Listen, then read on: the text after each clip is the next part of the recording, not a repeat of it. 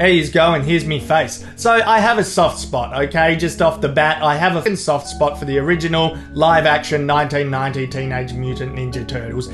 That shit came out when I was like 4 years old, and it was on high rotation. I watched it every day from like age 4 to, well, 28. I've still got the old VHS tape, bit of a bloody Chrissy present there from 1990. Look at that. I got the DVD, I got the Blu-ray, I got Donatello, I got your Rocksteady, I got Leo, I got Leonardo with the bloody chewed on sword, I got April there, and I got the collector cards with your creases and fluffy corners. So on this occasion, I am stuck in my ways, I am narrow-minded, and I refuse to change. The latest movie was a complete hunk of shit, so let's break it down.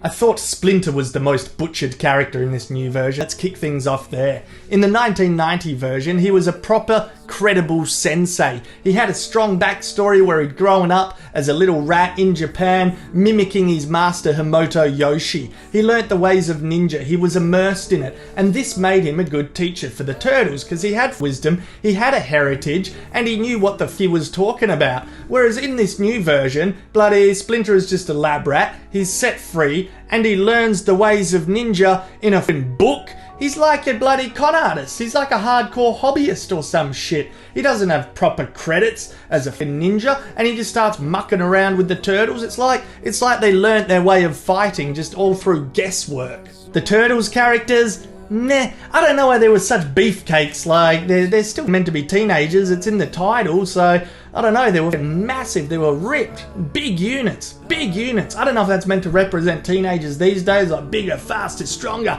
Yeah, nah. Emotions-wise, like, they didn't really have any journey. I mean, towards the end of the film, Raph does a kind of emotional monologue, but there were no real building blocks put in place for him to get there, for that to pack any punch. 1990, they each had their own things going on, dealing with loss and grieving, because they weren't sure if Splinter was alive. So each of them was kind of going through how they deal with that, and that was also like their collective journey too, to pull together, to work together, and to go from adolescence to bloody turtle adulthood. In terms of a villain, 2014 Shredder was piss weak, whereas how good was 1990 Shredder? He wanted to go over New York because he was considered a misfit, an outcast, and he'd gone there to track down Himoto Yoshi, so it tied in with Splinter's story. Shredder used to be a Rukusaki, so bloody Yoshi back in Japan was better at him, better at ninjaing, got the girl Shredder loved, then bloody Shredder tracked him down in New York and killed the prick. So he was driven by jealousy, revenge, all of this unhealthy shit, and then started the Foot Clan to invite more misfits and outcasts, like, and come to Unky Shredder, I'll be your surrogate father figure, we'll have the family that I never had because Yoshi bloody took it away from me. So then I bloody took it back. You know, there was substance there is what I'm saying. Even the Foot Clan as a whole was a rebellion that was fueled by Shredder's pain from days long gone. Whereas 2014 Shredder, nah, no vision, no nothing really, just bloody moseying about, wants a city. And the Foot Clan, no ninja skills either. They just all used guns. It's bullshit. You can dig deep with the 1991, like, as I said, with the characters going on there was loss, there was grief, it was coming of age for them without their bloody sensei, their mentor anymore, but also there was a strong concept of freak as well throughout the 1990s one, like, who is a freak, or what is a freak? You know, you got the Turtles, like, yep, they could be called freaks. Raph was called a freak by Casey Jones, which is irony, because Casey Jones could look like a freak to some people, running around in his hockey mask as a crime fighter. Then you got the human character Danny, who's being looked at as an antisocial freak by his father, and then you got the whole Foot Clan and Shredder again, who can be seen as freaks once more. So there was this strong through line of the concept of freak and what is a freak.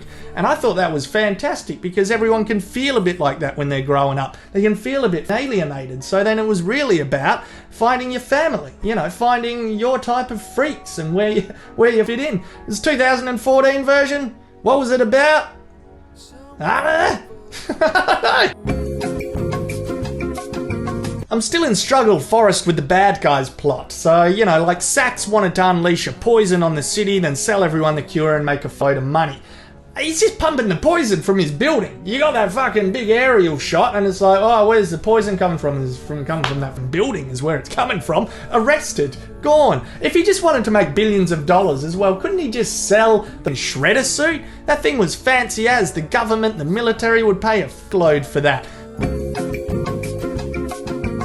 Know that I love you, beautiful freak, beautiful freak. Fucking, I'm happy to sound like a grumpy old prick in this instance. The 1991 was a shitload better than this glittered turd, polished piece of sloppy diarrhea that's on at the cinema right now. You might say it's just meant to be fun. You're not having fun, Ozzy man. The 1991 was fun. Here's some fun trivia as well, little bonus trivia for you. Look at this, Sam Rockwell in the 1991, part of the Foot Clan, selling some cigarettes, bloody reprobate. And how catchy is the end credits song in the bloody 1991? That shit's fun. And I still play with fucking Rocksteady and bloody Leo. You fucking...